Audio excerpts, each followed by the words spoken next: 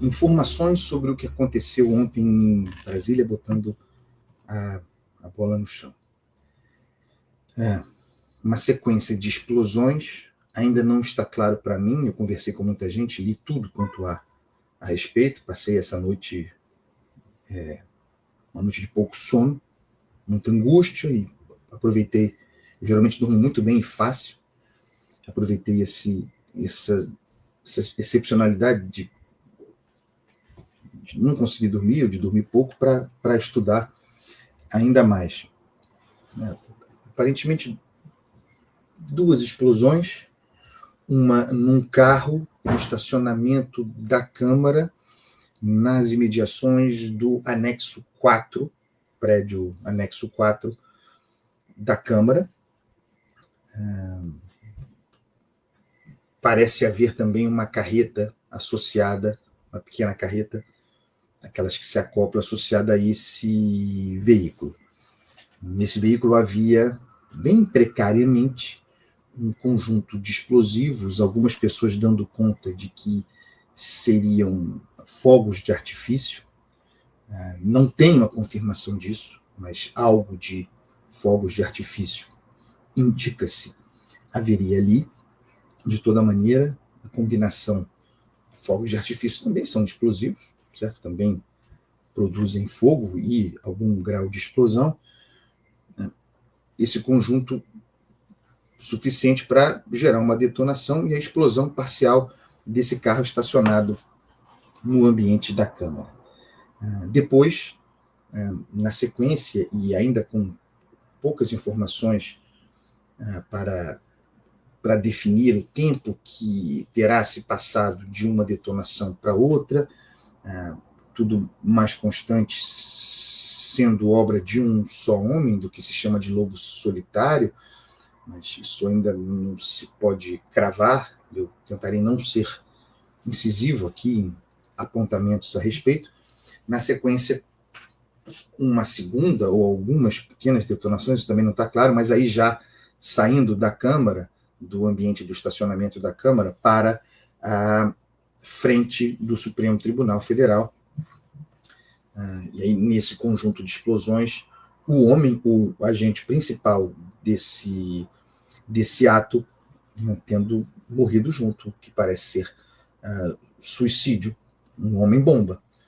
As informações dão conta, e até a última checagem que eu fiz, o corpo ainda estava lá na frente do Supremo Tribunal Federal, porque exigiria muitos cuidados, varredura, técnicos em explosivos, em desarmar explosivos, porque esse homem estaria com o seu corpo, acoplado a seu corpo haveria outros explosivos, outros fogos de artifício, eu não sei muito bem. O fato é que esse homem se explodiu, deu fim à sua própria vida, não sem antes, segundo alguns relatos, a gente aqui tenta descrever o que se passou com base nas informações que há, não sem antes haver tentado entrar no Supremo Tribunal Federal. Então, as informações dão conta de que esse homem premeditou este ato foi planejado, alugou um apartamento alguns dias atrás, um homem, nome identificado, Francisco Vanderlei Luiz, de Santa Catarina, que vinha a Brasília com alguma frequência, há registros dele dentro da Câmara, visitando parlamentares, e mais recentemente fotografias dentro do plenário do Supremo Tribunal Federal. Uma consequência desse ato de hoje é limitar imensamente a presença de, entre aspas, estranhos dentro dos poderes da República. Visitas ao Supremo, tal. É o de menos, mas isso é uma medida óbvia, isso por um tempo vai acabar.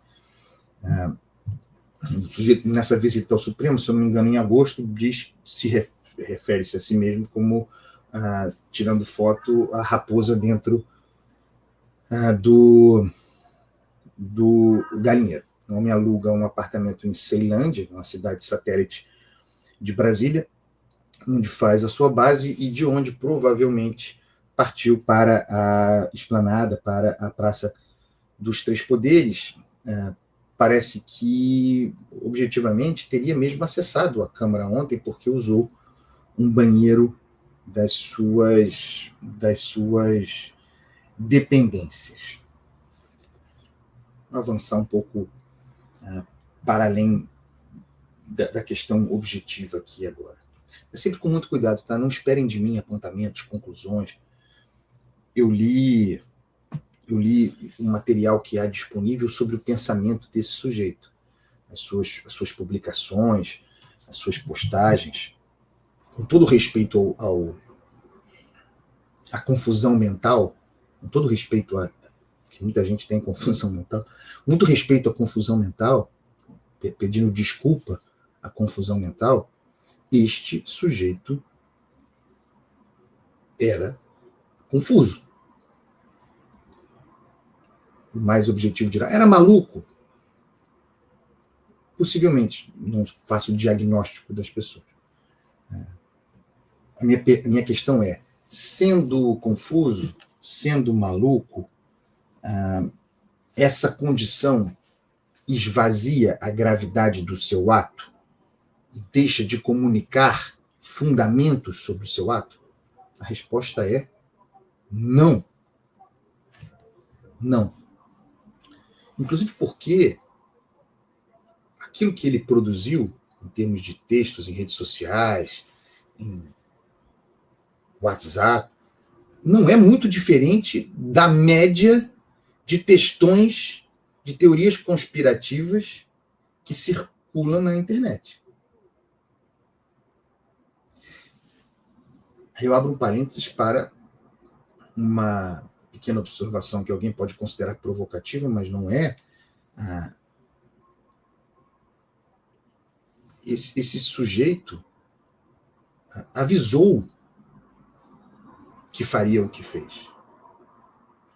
Publicamente.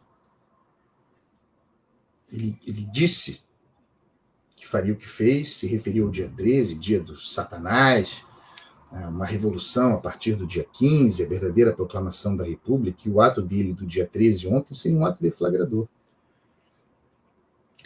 Os filtros todos que existem para identificar, eu estou falando mesmo da inteligência brasileira, dos mecanismos que, imagino, existam para identificar ameaças como essas e mapear ameaças como essa.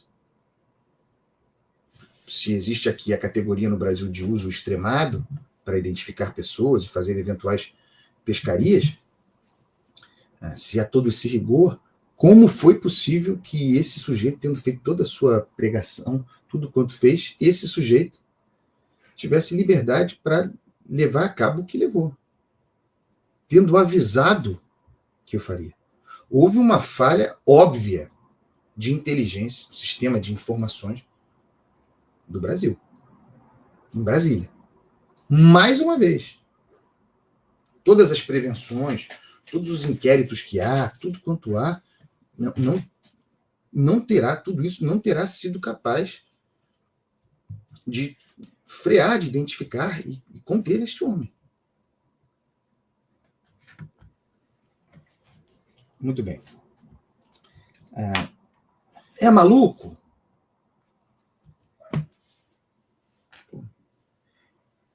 Né? Leia o que produziu e perceba a confusão, a disfunção, a fragilidade do cara. Esse é o cara facilmente arrebanhável. Esse é o frágil, ressentido, amargurado, que se sente excluído, que se sente pária, facilmente manipulável. Esse é o manipulável. Esse é o manipulável. Esse é o cara que reúne as condições para o martírio, para se martirizar, para se lançar a um ato extremo. Mas aqui você não verá diminuição da gravidade de responsabilidades em função de estados clínicos. Porque uma coisa que eu aprendi fazendo jornalismo local eu faço rádio local aqui no Rio de Janeiro, é que a primeira coisa que o criminoso, se possível, especialmente numa natureza muito específica de crime, aquele que bate mulher, o que mata mulher, violência doméstica, primeira coisa que o indivíduo criminoso faz, nesse caso, o homem morreu. Mas a primeira coisa que se faz é: sou maluco! O cara puxa a cartada do maluco. Sou maluco! Já surgiu para esse sujeito, Francisco Vanderlei Luiz, a cartada do é maluco, não tem nada a ver comigo. Aqui não. Aqui a gente examina as consequências, a existência do ato, as suas consequências, como um fato em si, como um valor em si, claro, com todas as condicionantes. Importa aqui esse programa mais a exploração da fragilidade, eventual fragilidade mental, desse sujeito. É importante identificar que houve uma premeditação. Menos importante diagnosticar o seu estado mental e suas filiações político-partidárias, embora as suas mensagens indiquem um anarquismo de direita. Isso é muito comum na Europa, né? Se você perguntasse para ele o que você é, Francisco Vanderlei Luiz, não podendo dizer sou maluco, ele diria sou patriota. Sou patriota. A pregação dele se encaixa muito no discurso antissistema, que é uma categoria muito influente no Brasil, também à esquerda, certo? Porque os ventos mudam e houve a ascensão da direita, a ascensão de Jair Bolsonaro, tomando o espaço desse discurso antissistêmico.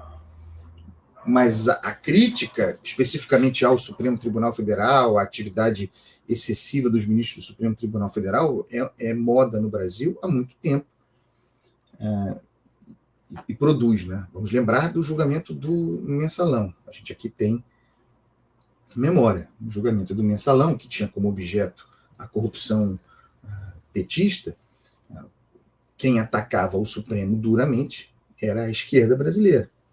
Então, esse esporte, ataque ao sistema, fundamentalmente ao Supremo Tribunal Federal, é antigo.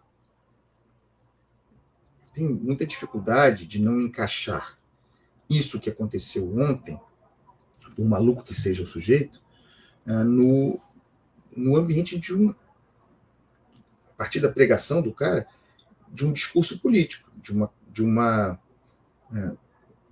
convicção política. Esse cara tinha motivação política. Confuso, difícil decifração do seu texto, mas ele agiu em busca do heroísmo póstumo, né? Agiu com motivações políticas. O seu discurso de premeditação é político. As pessoas estão muito facilmente cooptáveis e manipuláveis por populismos, por instrumentalizados por oportunistas de qualquer natureza, porque não têm esperança. Elas não acreditam que a República exista como coisa pública para elas. As pessoas não têm esperança. Se pensarmos numa lógica de contrato social, nós, como sociedade, delegamos a uma elite que não necessariamente é econômica, é elite política, mas também econômica. Nós delegamos a essa elite o condão de nos representar, de tomar decisões que nós precisamos perceber, em contrapartida, como positivas para nós, não autorreferentes para eles, positivas para nós. E as pessoas progressivamente percebem Brasília se constituindo, e acho que a aceleração da comunicação jogou luz e até exagero sobre isso, mas as pessoas percebem que Brasília se constitui numa ilha da fantasia em que esses delegados nossos agem, sobretudo, se sobrar alguma migalha para a sociedade, bem, mas agem sobretudo em causa própria. Daí deriva o ambiente de descrença, fendas dentro das quais, ou a partir das quais, avançam os oportunistas, os discursos oportunistas, os coaches, os messias, os salvadores da pátria, os heróis, os justiceiros. Todos nós estamos suscetíveis ao encanto desses heróis. E todo mundo acha que pode ser um herói. Não foi à toa que o sujeito levou a cabo aquilo que fez ontem. Não foi à toa. Se fosse possível fazer um estudo mental da evolução mental desse sujeito, ou da degradação moral mental desse sujeito, Francisco Vanderlei Luiz, nós veremos a quantidade de estímulos à violência, à descrença e à violência que esse sujeito recebeu.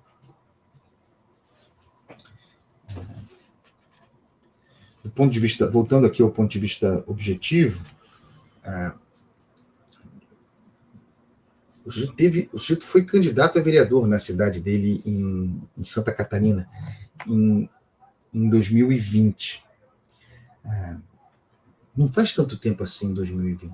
Ele foi admitido por um partido, o PL, que na época não era o partido de Jair Bolsonaro. Jair Bolsonaro esteve em todos os partidos, quase todos, acho que não teve só nos partidos de esquerda. Teve em todos, teve no PTB, teve em todos os partidos. O PL não era o partido de Bolsonaro em 2020. Esse sujeito foi candidato a vereador, teve pouquíssimos votos, mas vejam, era alguém que circulava, que foi admitido há 4 anos por um partido político para disputar eleição. Tem até depoimentos de um deputado federal de Santa Catarina que o recebeu em seu gabinete, que agora diz que percebeu no ano passado, quando houve essa visita, algumas mudanças no seu comportamento, alguma agressividade maior. A deterioração é muito rápida.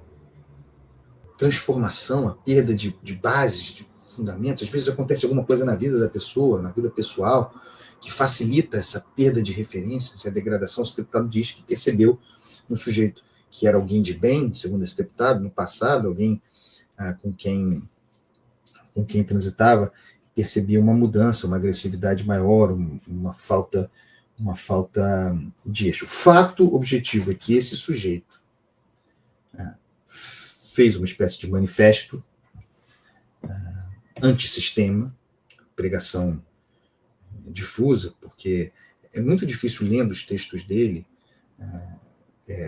embora sem dúvida nenhuma o conjunto seja de discurso político, é muito difícil encontrar um ordenamento mental no discurso do cara, tá? Muito difícil.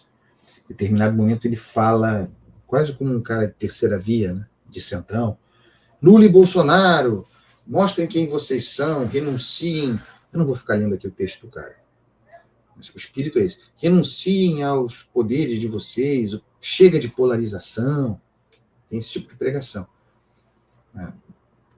Ao mesmo tempo, no, chamemos assim, manifesto que antecedeu o ato suicida do dia 13, ele faz pregações mais específicas contra Lula, contra o Supremo Tribunal Federal, contra o William Bonner, contra o Sarney, contra um monte de gente, mas mais restritamente ao status quo atual, ao esquema de poder atual, e sempre a pregação antissistema, tendo como centro sempre presente o Supremo Tribunal Federal. Esse cara, com esse discurso confuso, mas sem confuso mais de natureza política, não tenho dúvida sobre isso, esse manipulado, mas você está dizendo que alguém mandou ele fazer isso? Não, né, gente? Ele recebeu confuso, frágil, manipulável, recebeu estímulos vários para o exercício do seu patriotismo. Maluco ou não, mais ou menos maluco, esse sujeito saiu da sua cidade, alugou um apartamento numa cidade satélite de Brasília, conduziu o seu automóvel até a esplanada, o estacionou, tudo mais constante ele próprio, no estacionamento do parlamento, da Câmara, nas imediações do que se chama anexo 4 da Câmara, detonou, tudo mais constante ele próprio, parece até que remotamente, por meio de algum dispositivo, não sei, vestido de coringa, né, com uma roupa verde, com cartas de baralho, sei, detonou, mostrando isso aqui, há um projeto, né? Mal sucedido, no final das contas, mas há um projeto.